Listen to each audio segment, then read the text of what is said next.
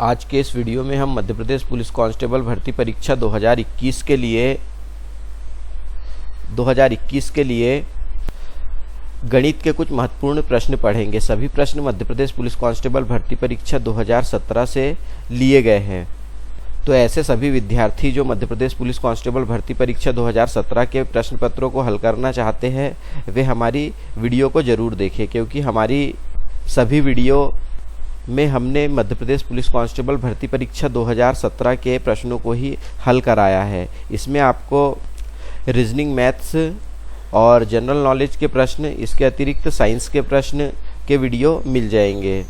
सबसे पहले तो यदि आप हमारे वीडियो देख रहे हैं और हमारे चैनल पर नए हैं तो हमारे चैनल को सब्सक्राइब ज़रूर करें। शुरू करते हैं पहले प्रश्न से।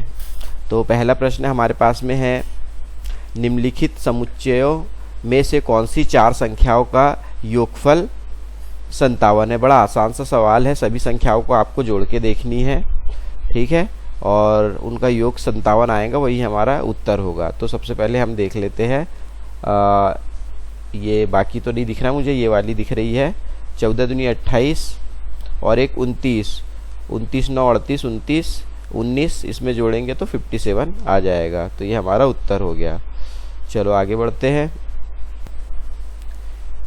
एक पासे के फेंकने में 4 ना आने की प्रायिकता, 4 नहीं आना चाहिए, 4 ना आने की प्रायिकता हमसे पूछी जा रही है। तो हम देखते हैं कि एक जो पासा होता है उसमें टोटल कितने अंक होते हैं। टोटल 6 अंक होते हैं। कौन कौन से? 1 2 3 4 5 6, इतनी संख्याएं होती है किसी भी पासे में।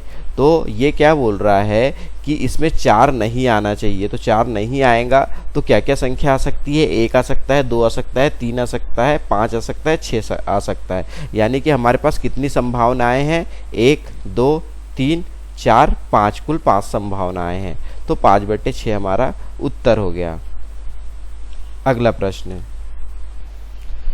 नल ए किसी टंकी को 5 घंटे में भरता है, नल बी उसी टंकी को 15 घंटे में भरता है और नल सी उसी टंकी को 10 घंटे में खाली कर रहा है। ए बी भर रहे हैं और सी जो है ये खाली कर रहा है।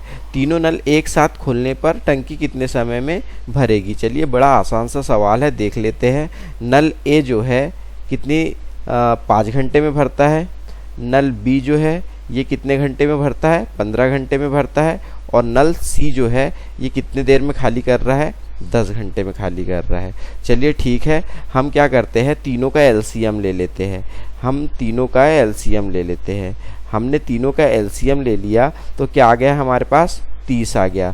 30 क्या आ गया? तीनों के किए गए टोटल कार्य आ गया, यानी कि टोटल वर्क आ गया हमारे पास। टोटल वर्क आ गया हमारे पास। 10 में हम 30 का भाग देते हैं तो सी टंकी को खाली कर रहा है, 10 में 30 का भाग देते हैं हम, तो इसकी एक घंटे की कार्य करने की क्षमता निकल जाएगी। तो सी तो यानी 10 तिया 30 यानी 3 ये खाली कर रहा है, तो मैं माइनस लगा देता हूँ, ठीक है। 15 दूनी 30, ठीक है, ये भर रहा है, और 5 छक्के 30, ठीक है। ए के कार्य करने की क्षमता 1 घंटे में कितनी निकल गई? 6 निकल गई। 15 बी की क्या निकल गई? 2 निकल गई। और सी की क्या निकल गई? -3। -3 क्यों? क्योंकि ये खाली कर रहा है। चलिए अब क्या बोल रहा है, तीनों नल को एक साथ खोल देने पर टंकी कितने समय में भर जाएगी?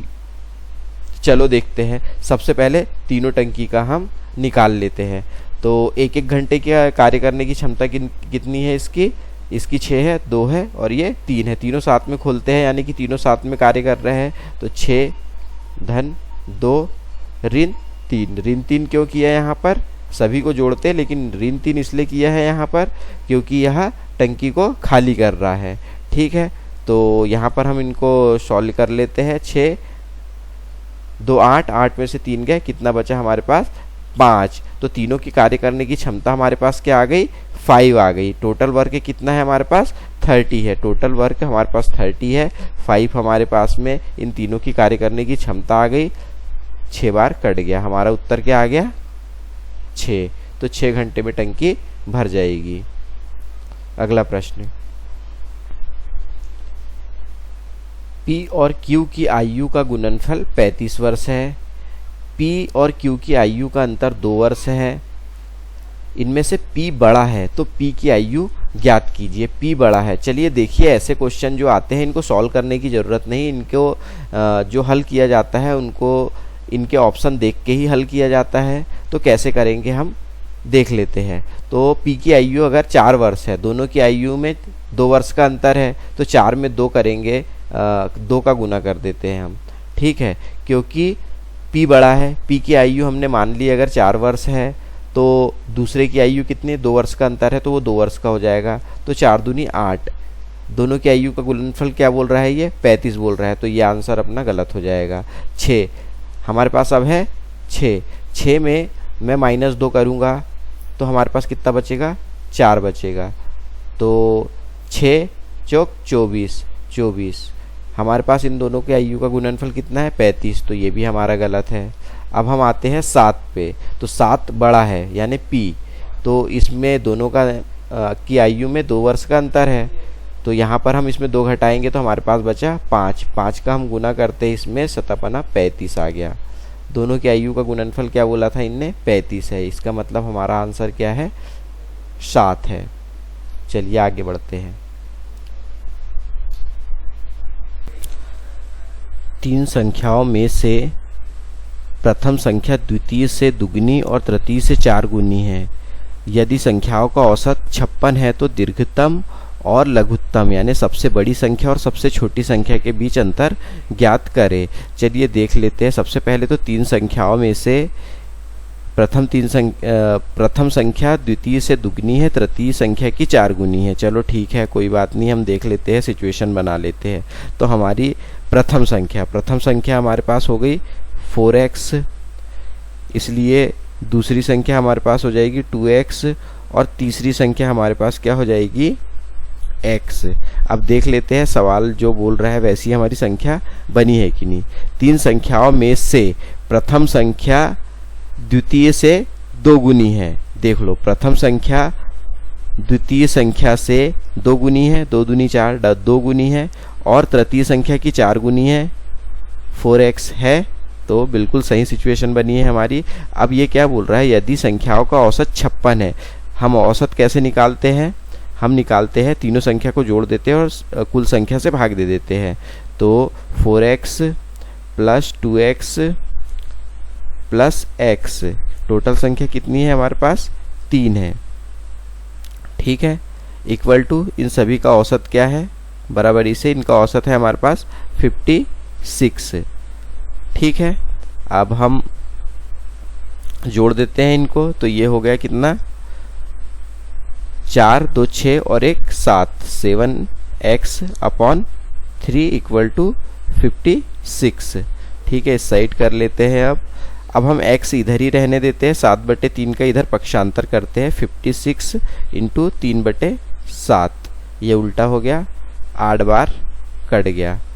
56 कितने बार कटा, 8 बार कट गया, ठीक है। तो x इक्वल टू हमारे पास क्या आ गया, 8 दूनी 16, 8 तिया 24, दोनों का गुना कर दिया, हमारे पास x की वैल्यू कितनी आ गई, ये आ गई 24, ठीक है। तो हमारे पास यहाँ पर देखो फर्स्ट संख्या सबसे बड़ी है, 4x होगी, 4x, तो 4x की वैल्यू हमारे पास आ गई 24, तो इक्वल टू ये कितना हो गया, 96 हो गया। सबसे छोटी संख्या थर्ड क्या है, x, यानी कि 24 ही है, तो 24, इसको घटा दिया तो हमारे पास बच गया 72, तो ये हमारा उत्तर हो गया 72। अगला प्रश्न, एक शहर ए से बी तक यात्रा करने में एक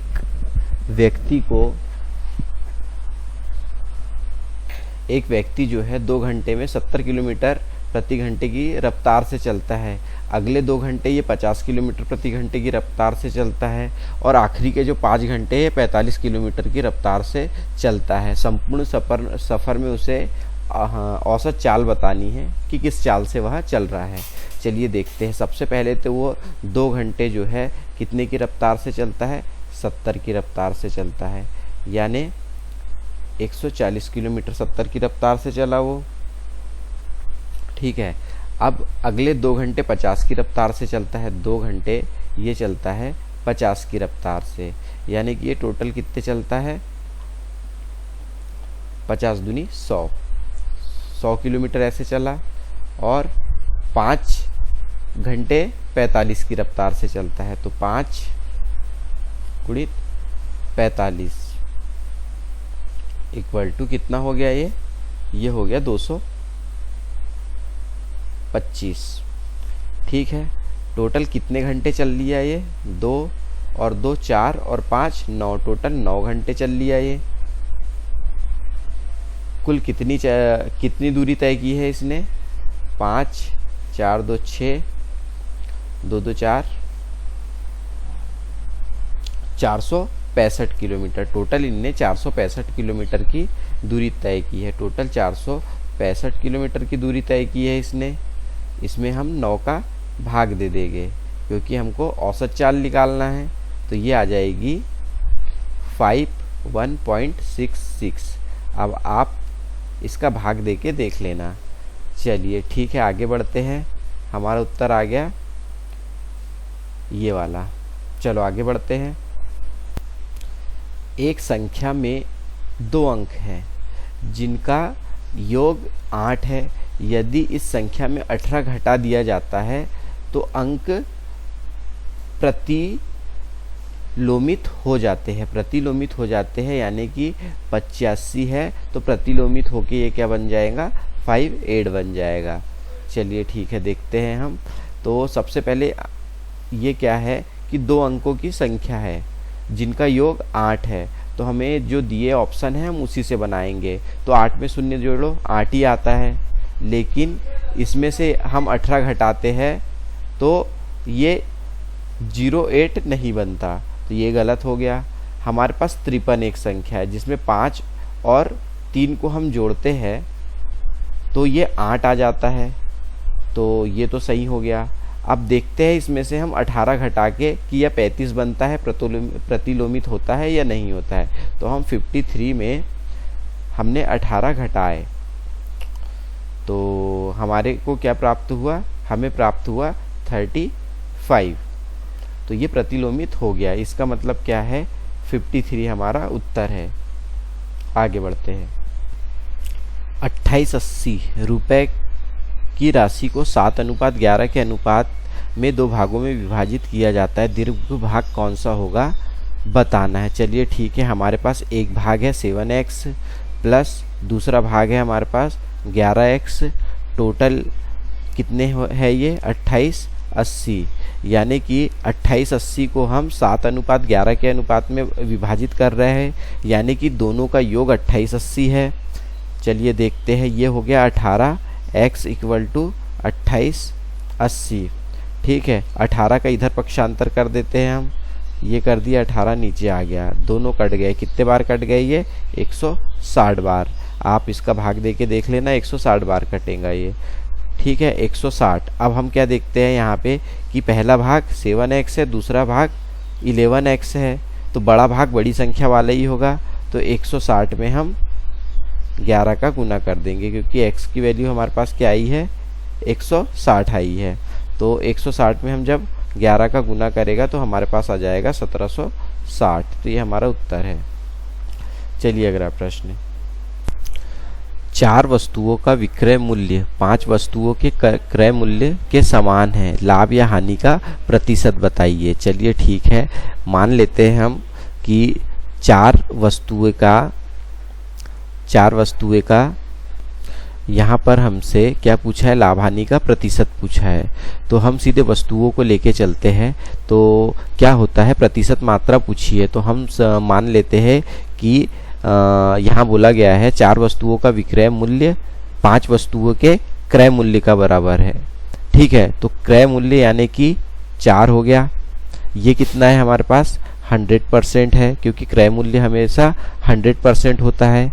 और तो फिर 5 वस्तुओं का कितने प्रतिशत होगा, तो x प्रतिशत होगा। चलिए देख लेते हैं, तिर्यक गुना कर देते हैं यहाँ पर हम। तो 4x इक्वल टू 100 इंटू 5। तो यहाँ पे x बराबर इससे 500/4 आ गया हमारे पास। दोनों आपस में कट गए, कितने बार कट गए, 125 बार। तो 100 तो हमारा 100% क्रय मूल्य था ही ये। तो कितना ऊपर है 125, यानी कि 25 ऊपर है, 25% हमारा उत्तर आ गया। देखिए आपको समझ में नहीं आया होगा, फिर से एक बार समझा देता हूँ। 4 वस्तुओं का विक्रय मूल्य 5 वस्तुओं के क्रय मूल्य के बराबर है, यानी कि 4 वस्तुएं हमारे पास 100% है, तो 5 वस्तुएं कितने प्रतिशत होगी? बस सॉल्यूशन कर दिया, 25 आंसर आ गया। या फिर इसे ऐसे भी किया जा सकता है कि 4 वस्तुओं का विक्रय मूल्य 5 वस्तुओं के क्रय मूल्य के बराबर है, यानी कि हमारे पास कितनी, एक वस्तु बच गई। एक वस्तु बच गई तो हमारे पास क्या है, 4 यदि 100% है तो एक वस्तु, हमारे पास एक वस्तु बची है, तो एक कितने परसेंट होगी? तो x% होगी। तो कर दो आपस में तिर्यक गुना इनका, तो 4x इक्वल टू 100, 4 इसके भाग में आ गया, 25 + 100, x की वैल्यू क्या आ गई हमारे पास 25, तो कितना आ गया 25%। चलिए ठीक है, आगे बढ़ते हैं।